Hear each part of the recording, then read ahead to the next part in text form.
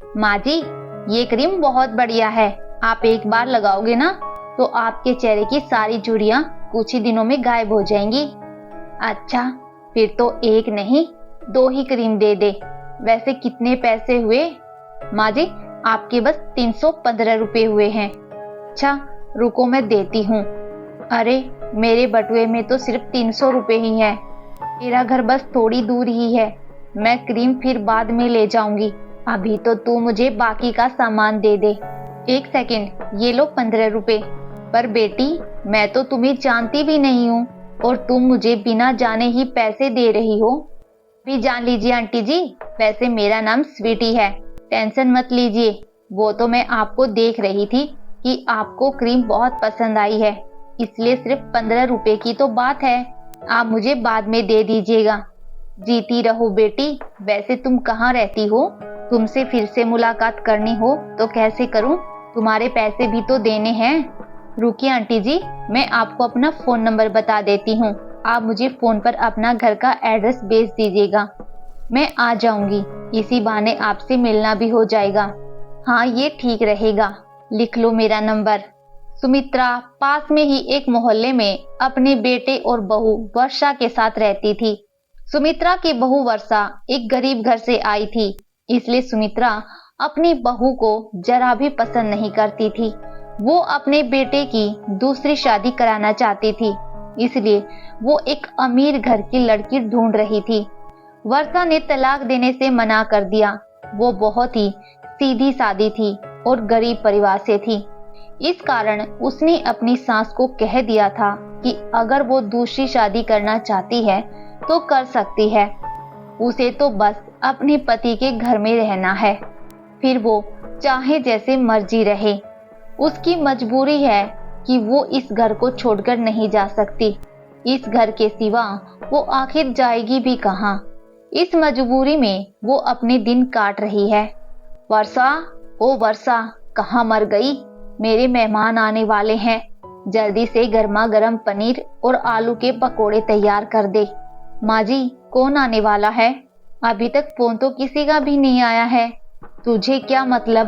तुझे जितना कहा है उतना कर, समझी? रवि बेटा, ऑफिस थोड़ी देर से चले जाना। मुझे तुम्हें किसी से मिलवाना है। माँ, मुझे पता है तुम मुझे किससे मिलवाने वाली हो। तुम फिर से शुरू हो गई। जरूर कोई ना कोई लड़की ही होगी। मैंने तुम्हें कितनी बार कहा है कि मुझे दूसरी शादी नहीं करनी है। तू अपने मुंह से पहले ये अशुभ बातें निकाल दे। अगर तूने दूसरी शादी नहीं की तो मैं अपनी जान दे दूंगी, समझा? तू अपनी माँ को चाहता है या नहीं? अभी सुमित्रा बात कर ही रही थी कि तभी स्वीटी आ जाती है। नमस्ते आंटी जी, कैसी हैं आप? अरे आओ बेटी, घर ढूंढने में कोई परेशानी तो नहीं हुई ना? नहीं नहीं आंटी जी, वैसे मैंने अपनी गाड़ी बाहर गेट के पास ही खड़ी की है। कोई परेशानी तो नहीं होगी ना वहाँ पे? अरे नहीं नहीं नहीं, परेशानी की क्या बात है। आओ बैठो रवि बेटा। रवि बेटा, ये स्वीटी है, बहुत ही प्यारी बच्ची है। सुमित्रा स्वीटी के साथ बहुत मीठी मीठी बातें करती है। ऐसे ही अक्सर सुमित्रा स्वीटी को घर बुला लिया करती थी या फिर रवि के साथ उसके घर पर मिलने चली जाया करती थी। रवि मजबूर था। अगर वो इन सब के लिए मना करता तो सुमित्रा अपने आप को कुछ कर लेती। सुनो जी, मैं तो यही कहूंगी, अगर माँ जी को कुछ हो गया तो हम दोनों जिम्मेदार होंगे। आप स्वीटी से शादी कर लीजिए। माँ जी अपने आप ही स्वीटी से बात कर लेंगी। स्वीटी भी शादी के लिए जल्दी ही तैयार हो जाती है। आंटी जी, मैं जानती हूँ आप वर्षा के घर में रहने से खुश नहीं हैं, पर आप चिंता मत कीजिए, मेरे पास बहुत पैसा है। हम दोनों खूब ऐशो आराम से रहेंगे, बाद में खूब मजे करेंगे। पर एक ही शर्त पर, आज से तुम मुझे आंटी नहीं माँ जी कहोगी। रवि और स्वीटी की शादी हो जाती है और सुमित्रा अपनी बहू वर्षा के लिए सौतन ले आती है। जैसा सुमित्रा ने सोचा था वैसा बिल्कुल भी नहीं हुआ। स्वीटी ने तो आते ही अपने रंग दिखाने शुरू कर दिए। ये घर अभी तक गंदा क्यों पड़ा है? क्या यहाँ कोई काम करने वाली नहीं है क्या? नहीं स्वीटी, घर की साफ सफाई का सारा काम मैं खुद ही करती हूँ। माँ जी क्या कर रही हैं? मेरी सहेलियाँ किट्टी पार्टी के लिए आने ही वाली होंगी। माँ जी से कहो वो तुम्हारा काम में हाथ बटाए। ताकि काम जल्दी हो सके। पर स्वीटी, मैंने माँ जी से आज तक कोई काम नहीं करवाया। उनकी उम्र तो देखो, वो इस उम्र में घर का काम कैसे कर सकती हैं। तुम चिंता मत करो, मैं अकेले ही कर लूंगी। वो क्या आराम से बैठकर रोटियां तोड़ने के लिए है? मैं उन्हें अभी बुलाती हूँ। माँ जी, ओ माँ जी। क्या हुआ स्वीटी बहू, तूने मुझे आवाज लगाई? इस वर्षा ने तुझे कुछ कहा तो नहीं? किसकी मजाल जो मुझे कुछ कहे? मैं तो आपको ही बुला रही थी। जल्दी से झाड़ू हाथ में पकड़ो और पूरे घर में लगाओ। जल्दी से, मेरी सहेलियां आने वाली हैं। मुझे पूरा घर शीशे की तरह चमकता हुआ दिखाई देना चाहिए। अब आप ऐसे ही इस तरह बैठी रहोगी तो घर के काम कैसे होंगे? ऐसी बातें कर रही हो स्वीटी बहू? जब से वर्षा बहू आई है, मैंने इस घर का कोई काम नहीं किया है। मैंने कभी काम को हाथ भी नहीं लगाया। मैं तो घर के काम करना कब का भूल चुकी हूँ। तो अब से कर लो, अभी तो कर सकती हो। मुझे कुछ नहीं सुनना, चुपचाप घर का काम कीजिए। ऐसे इस घर में कोई नहीं रह सकता। सुमित्रा सोच में पड़ जाती है। उसने अपने पैरों पर खुद ही कुल्हाड़ी मारी थी।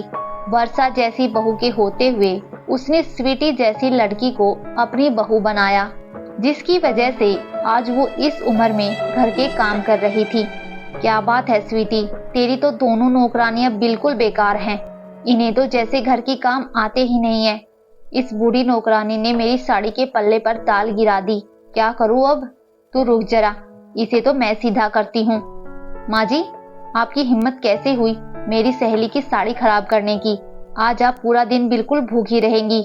आज खाने में आपको कुछ भी नहीं मिलेगा। आज यही सजा है आपकी। रवि कहीं बाहर गया हुआ था।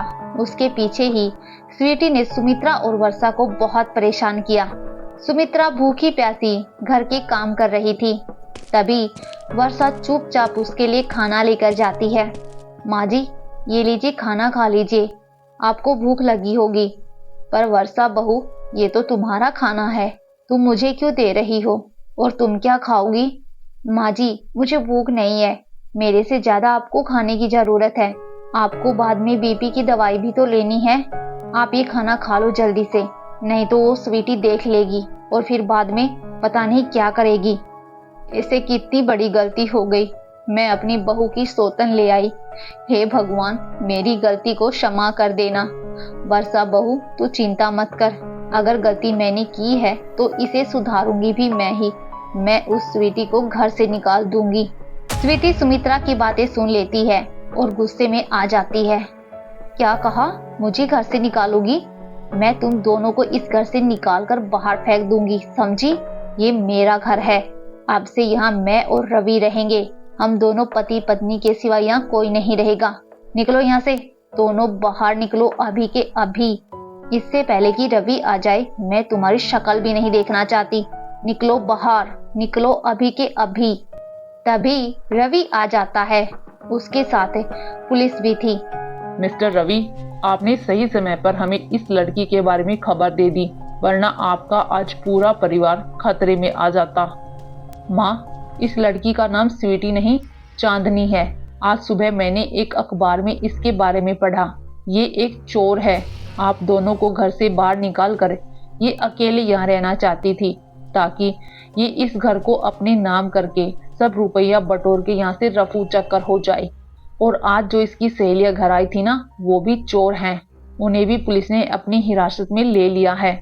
ये पूरा एक गैंग है जो रुपया पैसा जायदाद अपने नाम करके रफू चक्कर हो जाते हैं। वरना खुद ही सोचो माँ, एक अनजान लड़की आपको क्रीम के लिए पैसे क्यों देगी और एकदम से दूसरी शादी के लिए कैसे हाँ कर देगी? हाँ, तुमने बहुत बड़ी गलती कर दी। वो तो अच्छा हुआ कि मेरी और स्वीटी की शादी लीगल नहीं है और पुलिस के पास इसका रिकॉर्ड है, वरना तुम्हारी इस गलती की वजह से मैं भी जेल जा सकता था। मुझे माफ कर दे बेटा। वर्षा बहू, मैंने पैसों के लालच में आकर अपने ही बेटे की जिंदगी खराब कर दी। इंस्पेक्टर साहब, ये स्वीटी बहुत गलत लड़की है। इसने मेरा क्या हाल कर दिया है। मेरी वर्षा बहू बहुत अच्छी है, लाखों में एक है। बड़ी आई थी मेरी वर्षा बहू और मुझे घर से निकालने वाली। अब तो तू जेल की सलाखों के पीछे ही सजा भुगतेगी, तब जाकर मेरे कलेजे को ठंडक मिलेगी।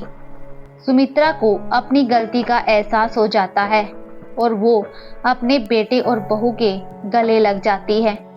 स्वीटी और उसके साथियों को जेल हो जाती है।